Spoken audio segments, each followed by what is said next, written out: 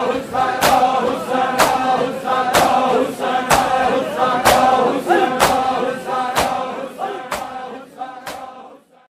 भाई के बेटे की शादी में पहनूंगी, मुझे आले मोहम्मद की इज्जत की कसम है।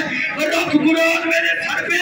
करबला में एक अकबर की फूफी थी जिसके हाथ बंधे हुए थे, मातम करना यार, जिसके हाथ बंधे थे वो अकबर की लाश पे आके कहती थी अकबर अगर हाथ खुले होते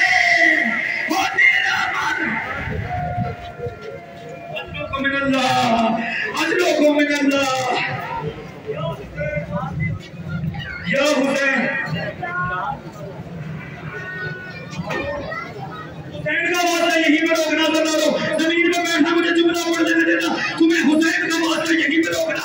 अभी दो जुमले पढ़ने हैं, अदा करो। तीसरा किरदार सुनाऊं। तीसरा किरदार होता है दुल्हे के भाई का। वो बारात को लेकर साथ चलता है, सारी बारात उसका ख्याल रखती है।